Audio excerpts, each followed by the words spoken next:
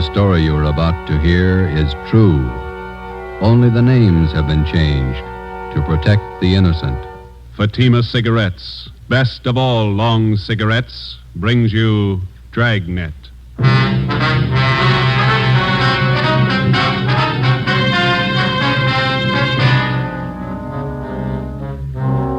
You're a detective sergeant. You're assigned to bunco detail. An expert confidence man has resumed operations in your city. His criminal record dates back 35 years. He's a master in the art of the gentle swindle. Your job, stop him. If you want a long cigarette, smoke the best of all long cigarettes. Smoke Fatima. Fatima is the long cigarette which contains the finest Turkish and domestic tobaccos superbly blended to make Fatima extra mild. And that's why Fatima has a much different, much better flavor and aroma than any other long cigarette. That's why Fatima has more than doubled its smokers coast to coast. So, enjoy Fatima, the best of all long cigarettes. It's wise to smoke extra mild Fatima. It's wise to smoke extra mild Fatima.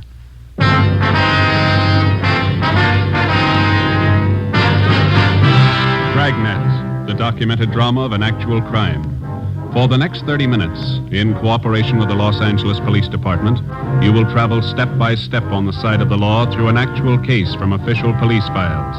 From beginning to end, from crime to punishment, Dragnet is the story of your police force in action. It was Tuesday, July 28th. It was warm in Los Angeles. We were working the day watch at a bunco detail. My partner's Ben Romero. The boss is Thad Brown, chief of detectives. My name's Friday. I was on the way back from the record bureau, and it was 10:45 a.m. when I got to room 38, bunco fugitive detail. Friday? Captain, they're bringing him in now. Sit down. Thanks. There's the mama sheet on him. Oh, Gentleman Wallace. I thought he was out of our hair for good. So did I. The list turned up. I heard he was working New York. Look at the package on this guy. Feels like a good-sized dictionary. Yeah. Check the date of his first arrest there. June 2nd, 1913. He's been in and out of jail all over the country. Look, Lane County, Oregon, forgery. Bum check beef, San Francisco, 1914. Embezzlement, Santa Ana. Parole violations, Seattle, Portland. More checks, Reno. Billings, Montana, forgery, 1920. Dayton, Ohio, Pittsburgh, New York, grand larceny. Bunco Raps, Las Vegas, Cleveland, Chicago. That's only the first page. There's a couple more there. Yeah, it reads like a novel. Just about as long. What's the story on Wallace this time? What have we got? He reached a couple of used car dealers Saturday. Took him for $2,000 each, and we can't touch him. Why not? How'd he work it? Well, Saturday afternoon, he went to a car lot on the corner of South 3rd and Washington, and he bought a 1948 Lincoln sedan. Showed him his identification, wrote a check for $1,500 for a down payment, and drove away. Another bum check deal. That's a little more than that. About 45 minutes after he left, he drove into another used car lot 2 blocks away from the place where he bought the Lincoln. Yeah. Told the salesman there that he didn't like the car and he wanted to trade it in on another one. The salesman offered him $900 less than he paid for it. Wallace accepted and offered them a personal check to cover the balance. And the salesman went for it? Almost. Wallace seemed so anxious to get rid of the car that the clerk got suspicious, but it was late Saturday and he couldn't call the bank on Wallace's check. So he called the place where Wallace bought the car. That's right. We found out that the sale was made less than an hour before and that Wallace had given them his personal check for it. And then the 2 used car dealers got on the phone, decided that Wallace was pulling a fast hustle, called a cop, and had him jailed. Hold that light a minute, will you? Thanks. Yeah, then what? Well, when the banks opened Monday morning, they called about Wallace's account. He had enough money in to cover both checks. Wallace got a lawyer and threatened suit against the 2 car dealers. He had both of them cold. They settled out of court for $2,000 apiece. Quick deal. Sounds like a master. He's been grifting for 35 years. Knows the con game any way they want to play it. We can't even book him on a VAG charge. He's got a job. And who's he working for? Plastic outfit out in Pasadena. Salesman. Is he registered under 5238? He is. No, just a minute. Yeah? All right, send him in. Romero, he's got Wallace with him. Captain? Ben? Wallace, this is Captain Bryce. Captain, I'm very happy to know you. I've heard a lot about you. Yeah. Sergeant Friday, how are you? We'd like to talk to you, Wallace. Sit down. Oh, well, thanks. warm out today. Perspiring. Now, what is it I can help you gentlemen with? Always glad to cooperate. You don't have to give us a build-up, Wallace. We're not buying. You know me better than that, Sergeant. No point in making this visit an unpleasant one. Cordiality, that's a secret. My mother always used to tell me that. She used to say... Look, mister, you're not here to get the keys to the city hall. You're here for investigation. I'm here out of courtesy, Captain. My lawyer informed me I didn't have to come. I don't believe in making enemies, that's all. For a guy that's not trying, you've done pretty well, haven't you? Now, how long do you plan to stay here in town? Los Angeles is my home. It's my place of business. That's fine with us, Wallace, just as long as it's honest. Now, let me hand you a piece of advice. You try copping any more jobs in this town, and we're going to lean on you, understand? I don't think I do understand, Captain. The incident with the used car dealers, I hope that isn't what upset you. You guessed it, and it better be the last caper you try around here for a long time. I had every right to take action against those car dealers. False arrest. They humiliated me. They damaged my reputation. Here's your reputation, Wallace. 35 years of it. 10 jail terms, larceny, bunco, forgery. Have you ever heard of rehabilitation, Sergeant? Oh, yeah. I did my time. I don't owe them a day. I've got an honest job. I've been off the grift for years now. And take a hint, Wallace. Stay off. You'll do better. That's all, Wallace. Just remember, the next time we tag you, you're going to fall hard. You got it straight? Captain, I've been square since I got to town. I'm not switching. Is that it? That's all. Well, that wasn't so bad. Would you gentlemen care to have some lunch with me at the club? Just a snack? No, thanks. Sure, I can't persuade you. Club's just up the street. Fine food. Some other time, Wallace. Goodbye. Well, goodbye, Sergeant. Goodbye to you, Captain. Yeah. Well, we gave him the word. I don't know how much good it's going to do. What do you think, Skipper? Two things about grifters. They never retire and they never change. Watch him. For the next 4 months, Charles Wallace was kept under surveillance. From his daily actions, there was nothing to indicate that he'd returned to his former profession of confidence man. From experience, we knew it was too good to be true. For a man who had worked the con game from every conceivable angle for as long as Wallace had, chances of his going straight amounted to less than 1 in 1,000. Just as a dope addict is a slave to drugs, the full-fledged con man or grifter is obsessed with the idea of swindling for a living. He loves his work and he takes pride in it, just as much as a doctor, a lawyer, or any legitimate professional man. He has a life and a code of ethics all his own, even has his own language. The grifter's victims are wealthy, middle class, and poor, and many more than the average citizen imagines. Wednesday, December 1st, 1 p.m. Ben and I had lunch and checked back in at the office. Food's getting better at the cafeteria, don't you think? Well, beef stew is pretty good. You got an extra coat hanger in your locker? Oh, yeah. Yeah, here you are. Yeah, thanks. Hi, Conan. Joe, do you see this report the post office detail sent over? You mean that Lonely Hearts ad? No, this is a different one. Real twist. How you mean, Harry? Let me look, huh? Here. Barney Grant, that's the name he uses anyway. A couple of weeks ago, he planted a small want ad in the newspapers around town. Been cleaning up ever since. How'd he work you? Here, take a look at the ad he was running. Remember, tomorrow is the last day to send your dollar to Box 565, Main Post Office, Los Angeles. Was that all? That's all it took.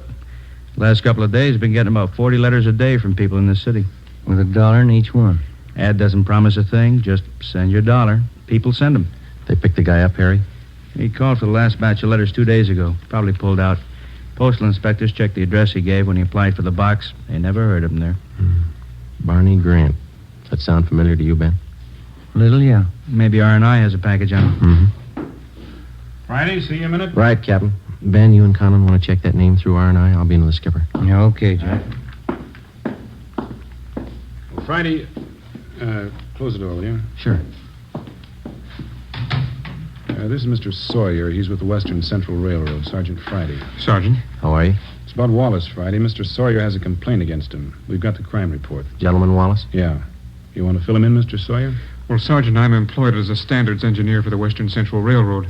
Wallace first approached me about a month ago. He said he was an inventor and he was working on plans of a new type of air brake for use on railroad cars. Go ahead.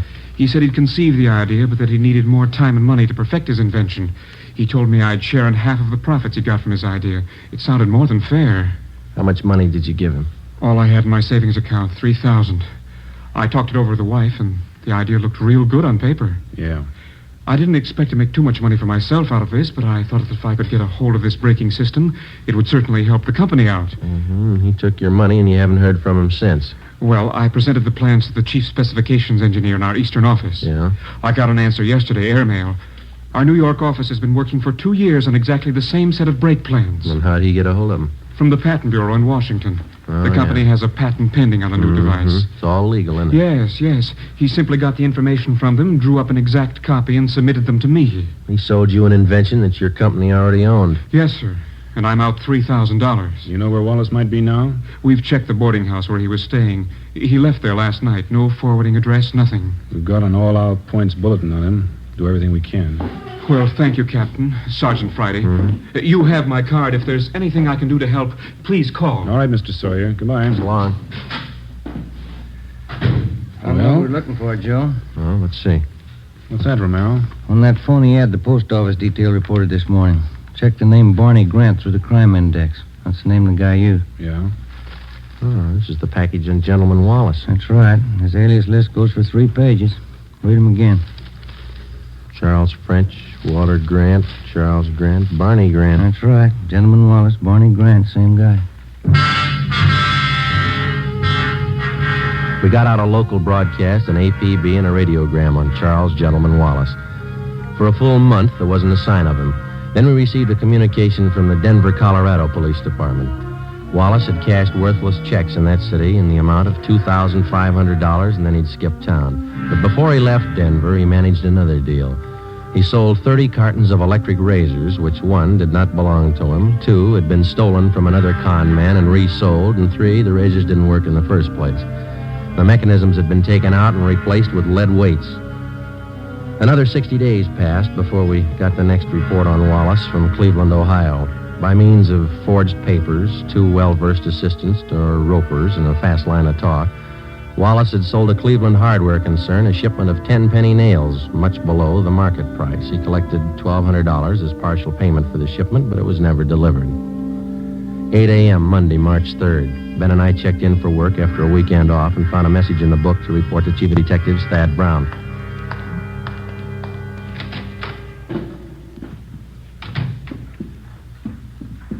Chief, you wanted to see you? Come in. Yes, sir? Gentleman Wallace is back in town. Where'd you get that? Guy by the name of Patterson. So, All right, thanks. Egan, have Patterson brought to the interrogation room. Is that Mouse Patterson, Skipper? Yeah, small-time grifter. He was running with Wallace as late as a month ago back in Pittsburgh. When was Patterson picked up? Last night at a big hotel out in Hollywood. He was working a fast deal. You think he came to town with Wallace? I know he did. One of Conlon's informants spotted Wallace and Patterson last night. We nabbed Patterson. Wallace slipped away. We figured they'd been operating in and out of the city for about 2 weeks. Any idea what his angle is this time? I think so. Take a look at this. Obituary notices clipped from a newspaper. How do these tie in? The con artist takes the dead man's name from the obituary list, finds out a little bit about him, and writes him a letter. He writes the dead man a letter. Here's a sample we had reported to us. Read it. William Radford, 233 South Brookway, Hollywood. Dear Bill, I heard you were sick, and I didn't want to bother you at this time, but believe me, I'm desperate. I don't mean to hound you about the $400 you borrowed from me, but we are having sickness in our family, and I do need the cash. Wait a minute. Wallace writes a letter like this to a man knowing he's dead, and the family opens it and reads it. And they figure it's some unpaid debt that they didn't know about, which the deceased owed. That's right. And the con man collects. Yeah. The letter's been showing up right in the middle of funeral arrangements. The family's bereaved, grief-stricken, caught off guard. They don't suspect anybody could be that ruthless, so they pay off what they think is a legitimate debt. That sets a new low, doesn't it? Excuse me. Ron speaking. All right, thanks. I got Patterson in the interrogation room. You 2 question him, find out everything you can. Right, Chief. When you're through talking to Patterson, you can start checking on these names. What's this? It's a list of all the names that appeared in the obituary column in today's paper. It's a long list. Donald and Myberg are checking half. You and Romero take the rest. Right. Get to those families before Wallace does. We went down the hall to the interrogation room and questioned Patterson for an hour and a half. He denied that he even knew Wallace. He refused to tell us anything. We had Patterson returned to his cell in the county jail, and Ben and I started out to check with the relatives of the deceased who appeared in the daily obituary list. Adams, Connolly, Craig, Denberg, Donzetti, Edmonds, Fowler. None of them had received letters claiming payment of secret debts owed by the deceased. Well, there are more pleasant jobs than bothering families with an investigation in the middle of their sorrow. It wasn't easy, but it was necessary. The 8th name on the obituary list was Foreman, Carl J. He was survived by his wife, Jean. She lived at 5821 Santiago Street out in the valley. We're sorry to intrude at a time like this, Miss Foreman. We know how you must feel, but it's an important matter. That's all right, Sergeant. Carl was sick for so long, probably better this way. What did you want to know? Since your husband passed away, have you received any letters asking for payments on a debt that he might have owed to somebody? It's funny you should ask. Yes, I have. I got it yesterday. Yesterday, huh? Do you know the man who wrote the letter? No, I didn't. I took it for granted that it was someone Carl knew in the Army. Someone he'd borrowed from. And how much money was it he said your husband owed him? $400. There's a letter over the mantel. I'll get it for you. Fine. Here it is. Thank you. Signs his name Howard Michaels. Has this man contacted you since? Why, yes, he has. He called me last night and said that he'd just heard about Carl. He apologized for writing the letter. Mm-hmm. Said he had some medical bills of his own to pay. I went to the bank this morning and got the money for him. Is there anything wrong? And he's supposed to come here and get the money? He already has about 2 hours ago. He seemed to be a very good friend of Carl's. Ben, you got that mug shot on? Yeah. Yeah, here it is. I don't understand, Sergeant. Is, this the man who picked up the money this morning? Yes, that's Mr. Michaels. Mm-hmm. Don't you think he was Carl's friend? I don't think so, Miss Foreman. But no one would do that. Who could be that low? You're looking at his picture, Miss Foreman. His name's Wallace.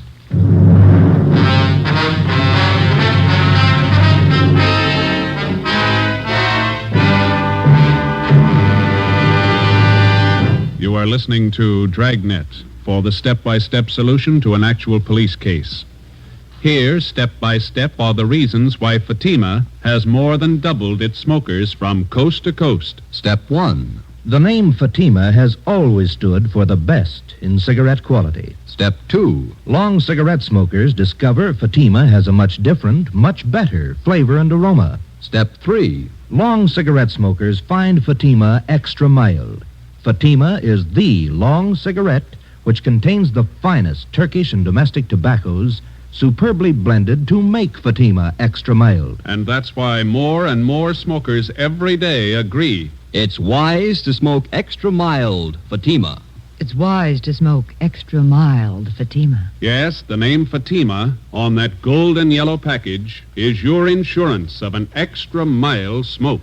So, enjoy Fatima, the best of all long cigarettes.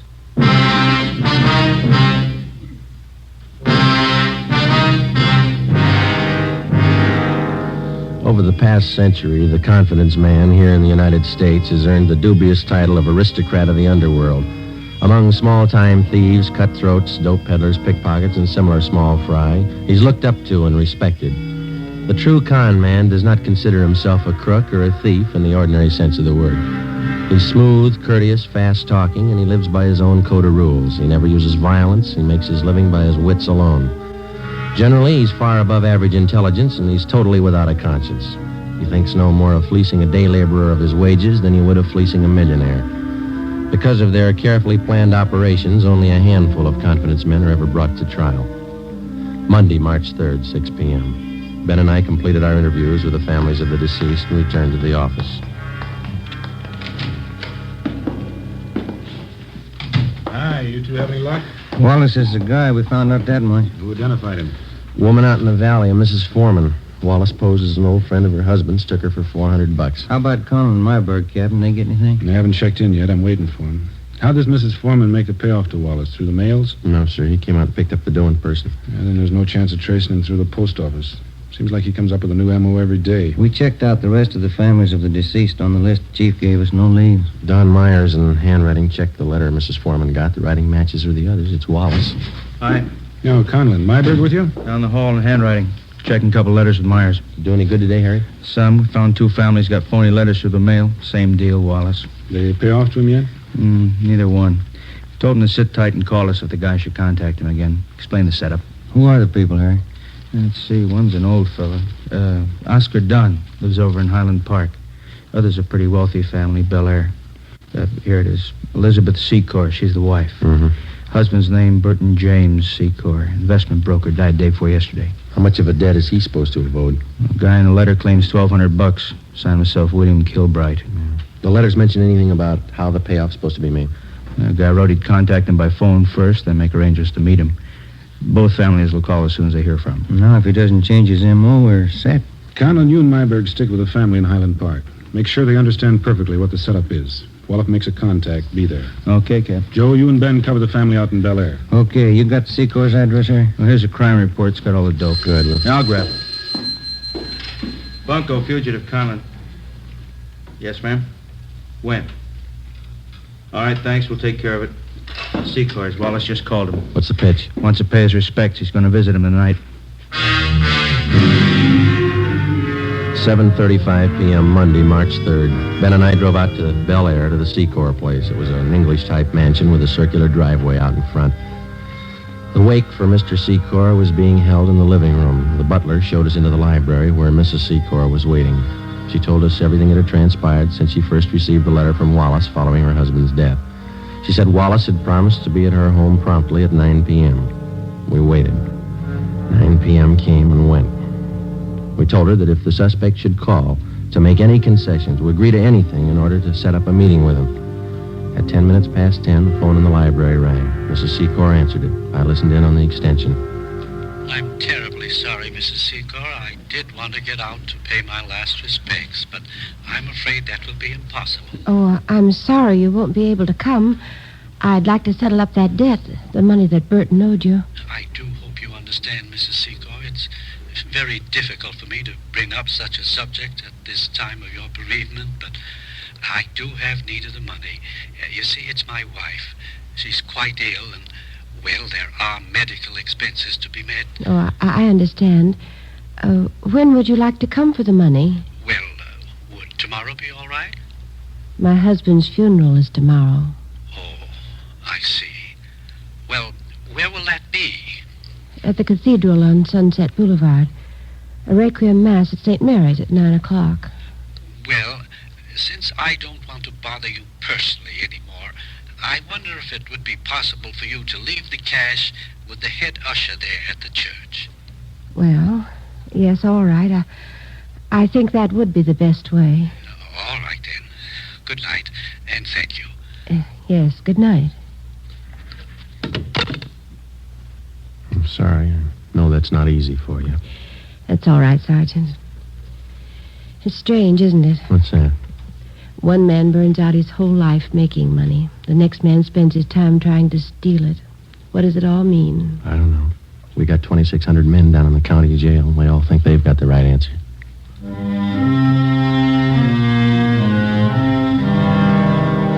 Tuesday, March 4th, 9 a.m. In St. Mary's Cathedral on Sunset Boulevard, the final rites, a Requiem High Mass, was being celebrated for Burton James Secor.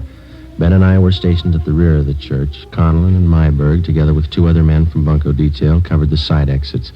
An extra detail of men were placed at strategic points around the cathedral. The head usher stood a few feet from the main entrance. With him, he carried a plain manila envelope filled with pieces of newspaper cut to resemble the size of currency, along with a $1 bill. He had instructions to hand over the envelope without question to the person who asked for it. 15 minutes past 9, Joe. Yeah. You see that head usher all right? Yeah, I got him spotted. All right. Pretty good-sized crowd here. Secor must have had lots of friends, huh? Yeah. Nice choir. Just wondering, Joe. What's that? Suppose he doesn't show up? Well, that's possible.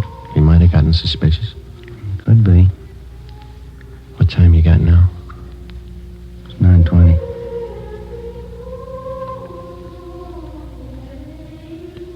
Joe, look. Uniformed messenger just came in the door. Yeah.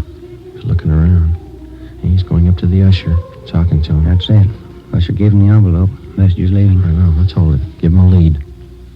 All right, let's go.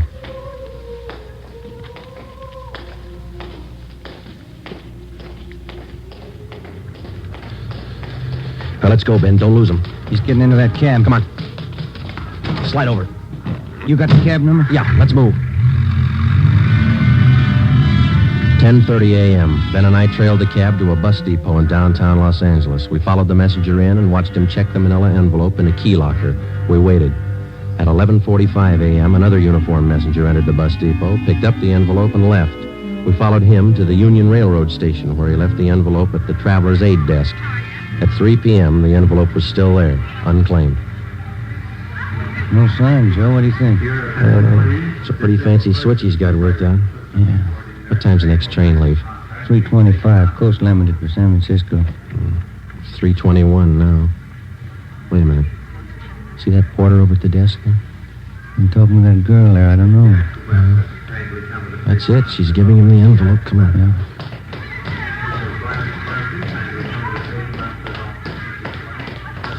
He's heading up the ramp. Yeah, let's hustle.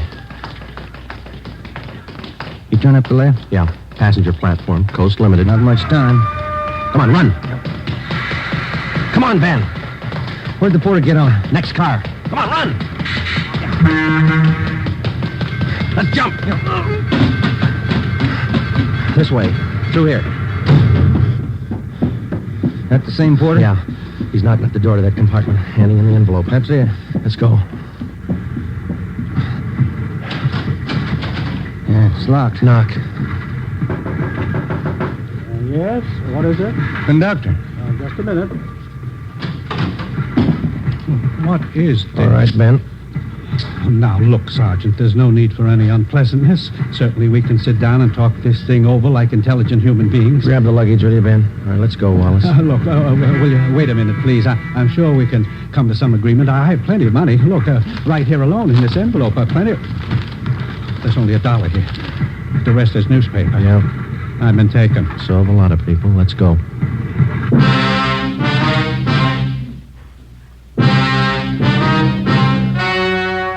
The story you have just heard was true.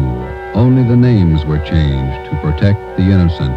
On June 23rd, trial was held in Superior Court, Department 87, City and County of Los Angeles, State of California. In a moment, the results of that trial. It's amazing how many long cigarette smokers are changing to Fatima. Here is the actual report. From coast to coast, Fatima has more than doubled its smokers. Yes, more and more smokers every day are discovering that Fatima is the best of all long cigarettes. Long cigarette smokers find Fatima has a much different, much better flavor and aroma. Long cigarette smokers find that Fatima is extra mild because it's the long cigarette which contains the finest Turkish and domestic tobaccos superbly blended to make it extra mild. So enjoy extra mild Fatima, best of all long cigarettes. It's wise to smoke extra mild Fatima. It's wise to smoke extra mild Fatima.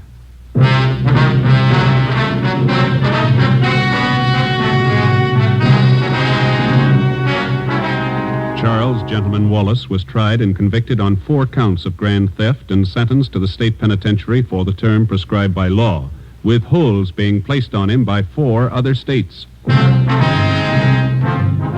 You have just heard Dragnet, authentic cases from official files. Technical advice for Dragnet comes from the Office of Chief of Police W.A. Wharton, Los Angeles Police Department. Dragnet wishes to thank the editors of True Detective magazine for their considerate appraisal of this program. For those of you who may be interested, the behind-the-scenes story of Dragnet appears in the March issue of True Detective. Fatima Cigarettes, the best of all long cigarettes, has brought you Dragnet from Los Angeles. Tomorrow, hear the Ronald Colmans in the charming series Halls of Ivy on NBC.